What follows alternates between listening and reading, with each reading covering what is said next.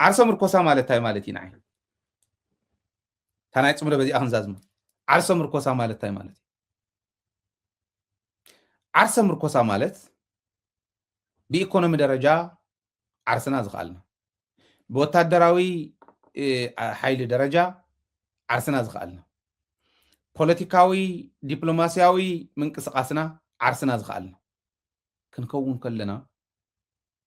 عرسنا خوينا تغارو خوينا هايله بانديرا تግራይ يحيزه يصامد كم تعنتو يزرعهما ታጽምዶ ማዕረ ዝተሰቀላ ባንዴራ ኤን ዘራኽባን ጽምዶ ሱዳንን ኤርትራን ትግራይን ክበሃል ከሎ እዚኣ ናይ ማዕረ ኤንተን ባንዴራ ተሰቂለን ማዕረ ኤን ዘውልውሉ ባ ዘለዋ ማዕረ ኢቱ ቋንቋና ዝንገር ነይሩ ኣብቲ መድረኽ ስለዚ ትግራይን ኤርትራን ሱዳንን ተጻሚዶም ይምበር እከለ ሓቂፈን ኣይኮነን ዓርሰ ምርኮሳ በዚ ይግለጽ ግን ትንትን ክተብሎ ከለኻ ዓርሰ ምርኮሳ ማለት ከም ዝወልክዎ ሰራዊትና ዱልዱል ሰራዊት ክህልወና ኣሎ ትግራይ ዝኾነ ይኹን ፀላእ ክመፅእ ከሎ ከንበርክኽ ዝኽእል በዝሒ ኣይኮነን ቴክኖሎጂ ተዓጠቐ ገዚኦ ኣይኮነን ኣብ ትግራይ ክስራሕ ዝኽእል ኣብ ትግራይ ክስራሕ ዝኽእል ቴክኖሎጂ ክህልወካ ኣሎ ታኸላሽኖ እውን ኣብ ትግራይ ታጥይቱ እውን ኣብ ትግራይ ታቡምባው እውን ኣብ ትግራይ ትስራሕ ክትገብራ ክትክእል ኣለካ ክንገብሮ ንኽእል ዶ ኦፍ ኮርስ ክንገብሮ ንኽእል ኢና ኣንታ ዓለም ዝሰርሓቶ እኮ ኢና ንዛረብ ዘለና ምጉሕስና ክብል ከለኹ ፀኒሖም ክመፁ ዓለም ዝፈትሓቶ እኮ እዩ ጥይት ፋብሪካ ምትእትታው እኮ እዩ ጥይት ዝሰርሓ ማሽናት ምምፃእ እዩ እቲ ኢንፑት ኣባና እኒሄ ኣብ ዓድና እኒሄ ጥይት ክስርሓሉ ዝኽእል ሓፂን ይኹን ካሊእ ይኹን ኣብ ዓድና ኣሎ تا ماشين غزيقا مئتاويا تماشين ون كسرحو ዝኽእሉ ቴክኖሎጂ ዴቨሎፕ ገብሩ ዝኽእሉ ናይ ቴክኖሎጂ ሰባት ኣደላዲልካ ካፍቲን እንዳኣረኻ ናብ ሓደ እንዳምፃኻ ምእኹል ብዝኾነ እንዳተደገፉ ክኸዱ ምግባር ዓዲ ከማዕብሉ ምግባር ናይ ትግራይ ሕማም ኣላ ሓንቲ ሕማም ክነግረኩም እዮም መወዳእታ ዛፅምዶ ክንውድእ ከለና ስለዚ ብሰራዊት ደረጃ ብቁፅሪ እውን ብስልጠና እውን بدنب تماخيلو سرعته حلي زخيد سراويت عدو زخبر سراويت تكنولوجي ون تلابس سراويت بعلو زفتر سراويت سلامغو سلا بيتسو سلا خالي سلا حدارو زي يچنانق اخول زخونه قرب تقربل سراويت كيلو وكا مغبار نزين مغبار تا عند انتايو تي ايكونومي خا كمغو حسنا اخات جمر كمغو حسنا يجمر مغو حسنا زرغاغص نحنا باي وي مريحنت بخونترات زوهاب تزنبر نيرو بخونترات اي اكل انا كونا تريلكا كوما عينت انت زخو نيرو كندي سبوسي دم مغيروا غير كعاي جخم اي تطرطرو تግራይ نيشتي عدي كونت بسايز درجه بوبوليشن درجه بعقمي بهافت درجه عبايا سلازي اخول زخنا هافت اللوا كنغورو نخلينا كنسرحو نخلينا كم مجو حسنا نجمر إله مجمريا سب عمريتو زبلع زيجا مفتاح نزي ما إخا تقربون نزر إخا تقربون كسرح الله لعتت عينت نايت جراي الوي نالكات وي عينت أيدلن أزي بدنبي بحق دنجيكا زي فري ناي منق صوت كالات النامس أخا أبو جودنا ترخونا بناي منقسنا بناي زخونا مكانايز الحرشة أتيها كتاج أخوره خد كل لك زيجا أخذ هان زل خازيو قلوة بزبزا يكون أج أخير كات أواجوه بكات صدق سانتا دلي ملص فحنقو تزيد دلي يسرح أيدل زخونا سب زي مفتار كله زي مدناق إزيز قبرنا وردا مرحنا يتأبيا مرحي بقعات زلوا من الكوميونيتي أو وردا زلون نتفتو وردا زلوا محبرسب كل عينة محبرسب بعقم درجة أولى زبلصو كم من زغل ترديو خردق زغل عقم زلون تخوينو أبا حنت وردا زمرح أبا حنت زواز زمرح نتخلل زمرح هاجر نولو أنت هاجر زمرح كافتم زلو تزحاشن تخوينو كل جزية لو طل كافتم زلو تزحاشن تخوين كافتم زلو تزدخمن تخوينو كنت عايز قبري مسلكم تحمام كان افتح حمام صنيحنا غمصينا تايو زقبر سنفاتي وحاصر زقم تلكاب تحتيو دحرينا وخير كاخد حتى يتقل انتم سنفاتي مول صغير سمون سنفاتي مزقمطو سمون سنفات كوم دالس كع تحتي غير مو ناي سنفات اكب ዓዲ ሒዙ ይወድቕ ነዚ ከይቃወምቲ ህዝቢ ኣብ ድሓን ዝኾነት ግዜ እንተሃልዩ እታ ድሓን ዝኾነት ግዜ ከይትምለስ ንድሕሪት ንቅድሚት ክትሳገር ኣብ ክንዲ ምግባር ንዓኣቶም እንችፍ እንዳበለ በቲኣን እንዳመትረፈ ንግሉ እንዳዓበየ ብግልካ ዓብይካ ከም ዘይኸውን ዘይተረድአ ዓዲ የፅድፍ እዚ እዩ ትሕምቕና ለዚ ምግቢ ሕስና ንክረጋገፅ እቲ ናይ ሰራዊት ምድልዳል እውን ንክረጋገፅ ኢኮኖሚና ብሓፈሽኡ ዓብይ ንክኸውን ፖለቲካዊ መሪሕነትና ብቕዓት ዘለዎም ክኾን ኣሎ እምባይ መን ይወርሳ እንዳበሉ እዛ እምባይ መን ይወርሳ እንዳበልካ ናብ ስልጣን ምጉያይ ከምታ መቐለ ዝኒሃ ኣይኮነትን እዚኣ ሕማም እያ እሳ ሕማም እየ ዝብላ ኣነ ካብታ ሕማም ንሳ ወፂና ግን ናብ ጥዕና ክንከድ እንተኮይንና ሕማምና ንመድሓኒት ነራኺብና መፍትሒ ክመፅእ እንድሕር ኮይኑ ተሓዚ ዝብላ ዘለኹ ክትረጋገፅ ክትክእል ኣለዋ ምግቢ ሕስና ናይ ሰራዊት ምድልዳል ናይ ፖለቲካና ምድልዳል ዲፕሎማሲና ምርግጋፅ ኢኮኖሚና ብሓፈሽኡ ነዚኦም ክመርሕ ምግባር ፖለቲካና እውን ብሓፈሽኡ ነዚኦም ክመርሕ ምግባር እዩ ተዓርሰ ምርኮሳ ኣብ ባዕልና ንምርኮስ ናይ ባዕልና ሰራዊት ናይ ባዕልና ምግቢ ሕስና ዘረጋገፅና ፖለቲካና እውን ድልዱል ንሕና ኮይንና ንዓለም ንራኸባ ፐብሊክ ዲፕሎማሲ እውን ዳይሬክት ዲፕሎማሲ እውን ንጥቀም ክንኮን ከለና እዩ ቱ ዓርሰ ምርኮሳ ዝበሃል ዓርሰ ምርኮሳ እዚ ዓርሰ ምርኮሳ ማለት ብረት ገቲርካ ኣብ ድፋዕ ምንባር ንሕና ኮይንና ንቕረብ ኢልካ ኣብቱ ፕራዮሪቲ ፈሊኻ ክትቃለስ መኸተ ክትምክት እናተገባእካ ኣብ ውፍቱ ግዜ ንሱ ናብ ሕምስምስ እንተእቲኻዮ ልውሱ ሰቢልካ ኩሉ እንተኸይድካ እዩ ሕማምና እንታይ እዩ ኣብ ትግራይ ብዙሕ ዓይነት ሰብ እኒሄ ገሊኡ ዘይግድሱ በቃ ኣብ ዝኾነት ሆቴል ኣትዩ ፅብቕቲ ምሳሕ ምስ ሓንቲ ቢራ ገጭ ኣቢሉ እንተኸይዱ ዳስእ ክኸድ ከሎ ክምለስ ከሎ ከፍ ክብል ከሎ ክትስቕ ከሎ እንተጎሲዑ ዳስእ ዓለም ማለት ንሳ ንዑ ገሊኡ ዓዲ ክትቅየር ኣለዋ ዓዲ ክትልወጥ ኣለዋ ዋላ ድቃስ ይትረፈኒ ዋላ እንጀራ ይትረፈኒ ዋላ ቤተሰበይ ይኽፋእ እዩ ዋላ ኣነ ይኽፋኣኒ ዋላ ሕማምን ካሊእ እንተቃሊዕ ዕድመይ ዋላ እንተሓፀረ ለውጢ ለዊጠ እንተኸይደ ተዓዲ እንተሳጊረያ ሌጋሲ ማለት ንሱ እዩ ዓደይ ትለወጥ ኣለ ኢሉ ዓዲ ክትልወጥ ዝርኢ ትርጉም ሂወት ዝርድኦ ሂወት ማለት ምብላዕ ምስታይ ማለት ኣይኮነ ሂወት ማለት ሂወት ምዝራእ ማለት ሂወት ምድሓን ማለት ሂወት ብዙሓት ከድሕን እንድሕር ክኢሉ ከምቲ ንገብሮ ዘለና ድምፂ ብዙሓት ክኾን እንተኽኢሉ ዓዲ ከሳግር ሚንስ ከምፅእ እንድሕር ክኢሉ ንሱ ማለት ሂወት ማለት እዩ ኢሉ ዝትርጉም ገሊኡ ኣሎ ገሊኡ ግን ካብ እከለ ምትረፍ ኣቢለ ካብዚ ምትረፍ ኣቢለ ከምዚ ገይረ ክነብር ቀፂርካዮም ታትካል እንተዕብየማ ከምዚ ዓብዩ ዘይርድኡ ደናቁር ዝመልእዎ ግዜ ኢና ኒና ይቅርታ ግበሩለይ እዚ ዝደንቆረ ግዜ ኣብዛ ዓዲ ሲኢኦ ጌርካ እንተቆፂርካዮ ንሓደ ሲኢኦ ኮይኑ ዝሰርሐን ስራሕቲ ኩለን ካብኣ እንተወፂኡ እውን እታ ሲቪ ምስኡ ስለ ትኽተሎ ኦኬ ሓሲኻ ሲቪ ፅሒፍካ ምባል ኣይኮነ ዲጂታላይዝ ዝኾነ ይኹሉ ከለ ሃይለ ተባሂሉ ክፅሓፍ ከሎስ ናይ ሃይለ ብሙሉእ ዝወፅእ ኦኬ ካሊእ ተሪፉ ስልክ እንተደው ኢለ ናብ ዝኾነ ቢሮ ናይ ፌደራል ቢሮ ናይ ስቴት ቢሮ እንተደው ኢለ ሄሎ ሃይሌ ወይ ሄሎ ዶክተር ሽሻየ ተባሂለ ክፅዋዕ እየ ከምኡ ይብሉን ይባዕሎም ሃይ ዶክተር ሽሻየ ገለ እንተኢላትኒ ኣነ ዘይነገርክዋ ከመይ ገይራ ፈሊጣትኒ ይብል ምስ ስልከይ ተተሓሓዘ እዩ ምስ ኣካውንተይ ተተሓሓዘ እዩ ምስ ድምፀይ ቮይስ ሪኮግኒሽን ዝበሃል ሲስተም እኒሄ ሃሎ ክብል ከለኹስ ድምፀይ ምስ ሰምዕቲ ሲስተም ሃይለ ራፋይነ ኢሉ ከምፅ ኣሎም እዩ ማለት እዚ ኢሉ ከምፅ ኣሎም ስለዚ እንታይ ክብል ደልየ ዓዲ ክትዓቢ እንተኮይና ከመይ ገይረ ካብቲን መትሪፈ ይዓቢ ንባዕለይ ይልወጥ ኣይኮነ ንስኻ ስለ ዝተለወጥካ ዓደይ ኣይትዓቢ ህዝቢ ምስ ተለወጠ ዓዲ ምስ ተለወጠት ኢኻ ትዓቢ ንስኻ ብግልባጥ እዩ መጀመርያ ዓዲ ክትዓቢ ከላ ኢኻ ትዓቢ በይንኻ ይዕበን ኣላሙዲ ናብ ትግራይ እንተዝኾን ድኻ እዩ ኣብ ትግራይ ኢንቨስተር መፂ ኢንቨስት እንተገይሩ ህዝቢ ትግራይ ሒዙ ክዘልቕ እንተዘይደልዩ ህዝቢ ትግራይ ኣብ ታሕቲ ንሱ ሰብ ላዕሊ እንተኮይኖም ናይ ግዜ ጉዳይ እምበር እዚአን እውን ክዓንዋ እየን በይኑ እውን ክወዳደር ይኽእልን ካልእ ከዓ ዝዓበየ ማሕበረሰብ ክህልወካ ከሎ ኢኻ ንስኻ ምስ ዓለም ትወዳደር ኮንሳምፕሽን እንዳበዝሐ ዝኸድ ብቀዳማይ ኢለኩም ሓደ ናይ ነዳዲ ማደያ ዘለዎ በዓል ሃፍቲ ባጃጃት እንተሃልየን መካይን ወነንትን ተኮይና ጀነሬተራት በብገዛና ወነንትን ተኮይና ትካላት እንተሃልየና ናንሱ ዝወስዳ ጥራሕ ይኽዓቢ ዝኽእል እምበር ሓንቲ ቦጥ ዘምፅ እንተኮይን ለምዘበን ዓመታ እውን ሓንቲ ቦጥ እያ ካልእ ተኣምር ይብሉ ክልወጥ እንድሕር ኮይንቲ ማሕበረሰብ ክልወጥ ኣለዎ ኣብ ትግራይ ዝኒሄ ሕማም ግን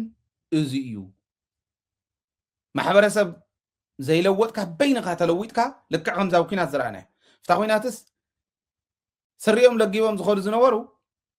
ሰብ 5-6 V8 ኮይኖም ሰብ 5-6 ፎቃት ኮይኖም በበይ ገይሩ መፁ እንተልካዮም ክዛረብዋ ይኽእሉ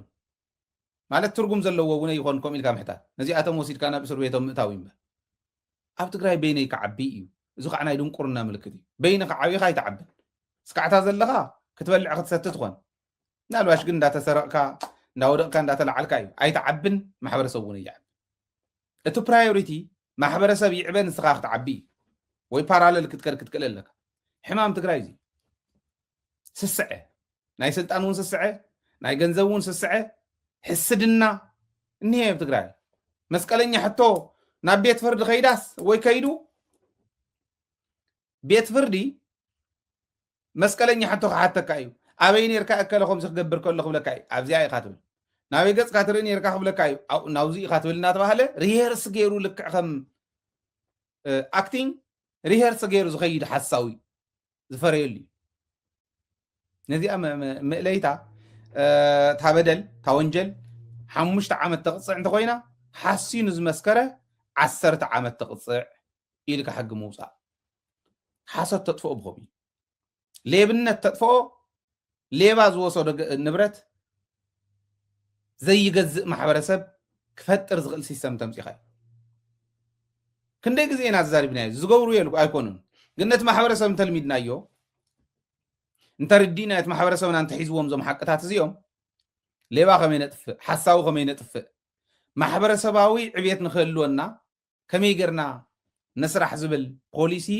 ንኸውፅእ እቲ መንግስቲ ክገብሮ ይኽእል እቲ ህዝቢ ተዘይገይርዎ ኸ እቶም ከምኡ ክገብሩ ዝኽእሉ ሰባት ይምፁልና ኢሉ ህዝቢ ነቶም ከምኡ ክገብሩ ዝኽእሉ ከምፆም ይኽእል እዩ ነዚ እቲ ሚድያ ዝጠቕመና ስለዚ እንታይ ንግበር እዩ ንኣብነት ኣነ ብጣዕሚ ዝሕዝነኒ ኣብ ሴፍቲኔት ተንጠልጠለ ሂወት ዘለዎም ዜጋታት ኣለውና ብጣዕሚ ዝሕዝን እዚኣቶም ክንቅይሮም እዩ ዝግባአና ሕዝን ምንታይ ይሰርሑ ይኮነን ሴፍቲኔት ስለ ዘይብሎም እዮም ኣትዮማ ናይ ከተማ ሴፍቲኔት ኣሎ ናይ ገጠር ሴፍቲኔት ኣሎ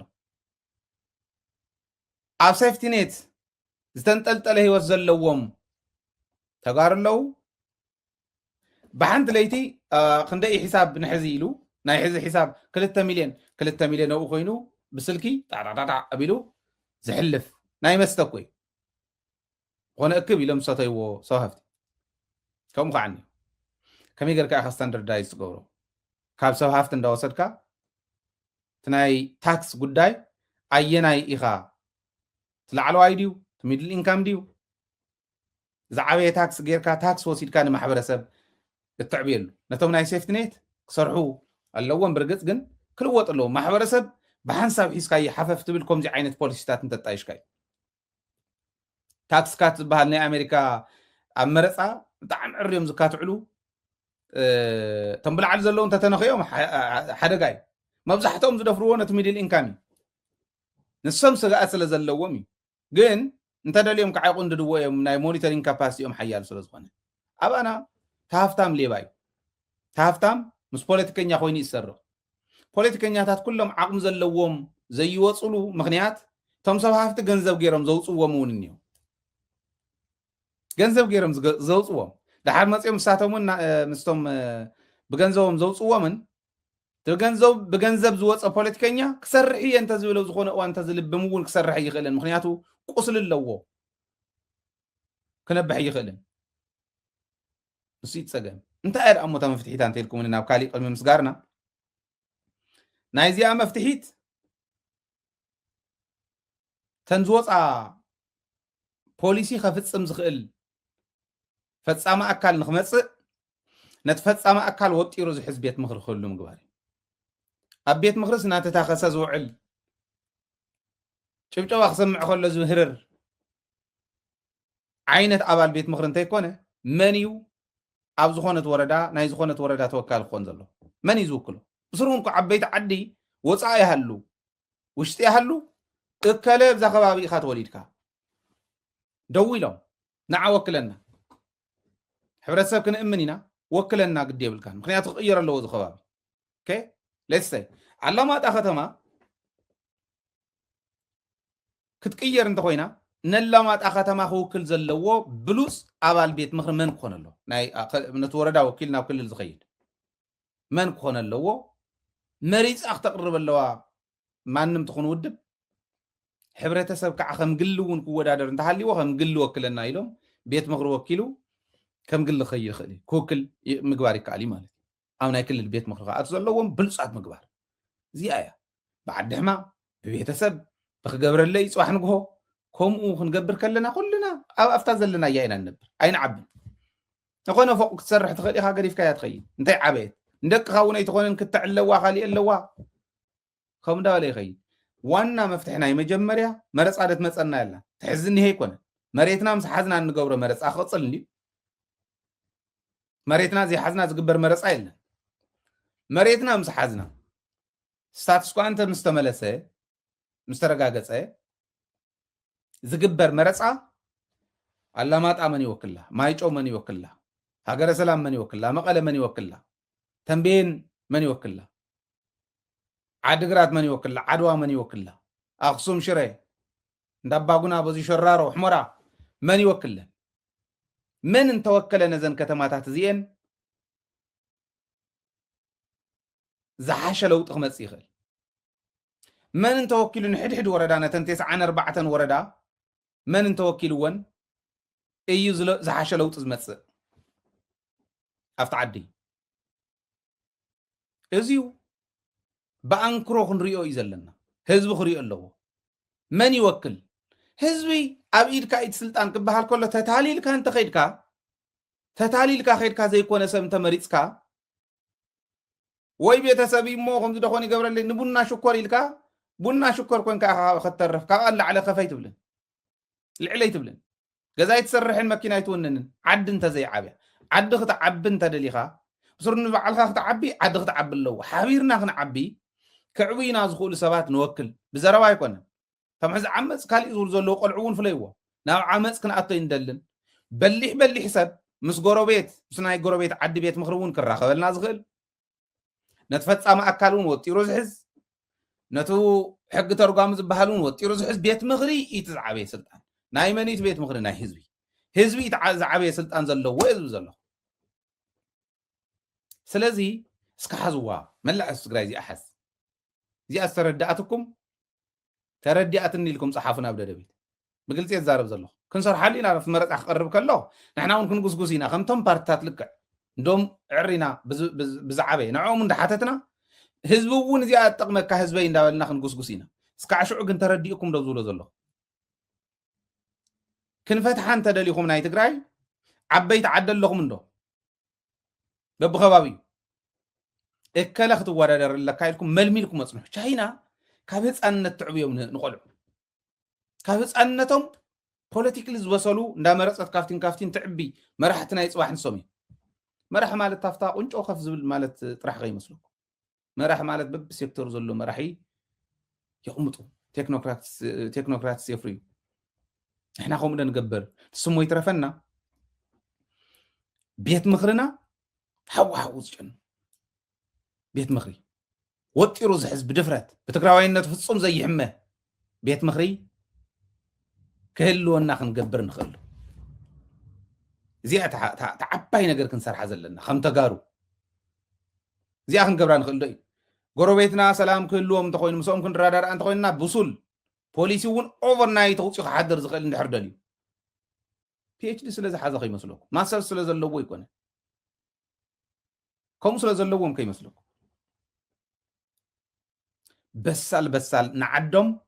ተኣምር እንተዝፍጠር ንዓዶም ሕሊፎም ክህቡ ዘይኽእሉ ብሱላት ኣባላት ቤት ምክሪ ክህልውና ኣለዎ ብፒኤችዲ ከይትግምግሞ ዶክተር እንድዩ ማስትሬት ኣለዎ ከምኡ ይኮነን ዓቕሚ የድሊ ትኽክል እዩ ዓቕሚ ግን ሰርቲፊኬት ኣይኮነን ዓቕምን ቅንዕናን መዚንካ ምረፅ نزي أتدالو هزبي ندارا أقوم صنحو فترديكم تزولكو ماله سلازي تاناي صمدو قداي عبايا تزغون زلون كوميو تحطو زمص زنيهون أنا أينعقن ነገር ግን ከዓ እቶም ኣግባብ ዘይብሎም ሕቶ ከምቲ ዓንቶ ዝመለስኩ እንዳመለስና ይኽን ከዲና ማለት እዩ ሓንቲ እዚኣ መሰጋገሪ እንግደኩም እሞ ድሓር ናብ ወታደራዊ ጥምረት ዝብል ክንኣቱ ኢና ካሽ ብዛዕባ ሱዳን ምስ ናይ ኣምሓራ ህዝቢ ምስ ናይ ኤርትራ ዝግበር ርክብ ተኾነ ህዝብ ንህዝብ እንድዩ ዘሎ ክሳሕ ዝርክብ ዋላ ውድብ ንመንግስትን ውድብ ንውድብ እንተዝግበር እውን ሞራል የብሎም ناتكو فرار هنا كزاروون محفرين احنا قادلينا زلنا تقادلت دما موطاصونا رئينا مزمسلنا كنحبر قبوي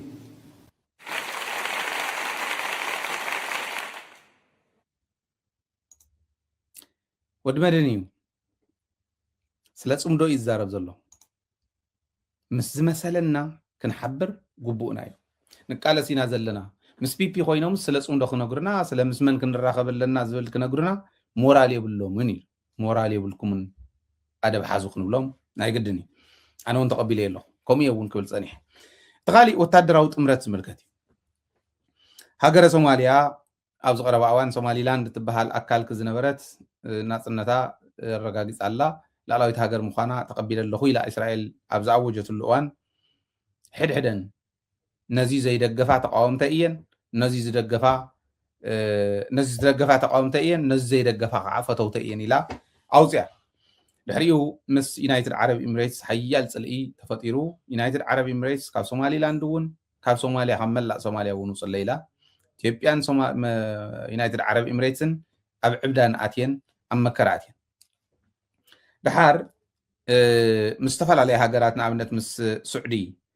ንዩናይትድ ዓረብ ኤሚሬትስ ምስ ውፃታ ምስ ሱዑዲ ምስ ግብፂ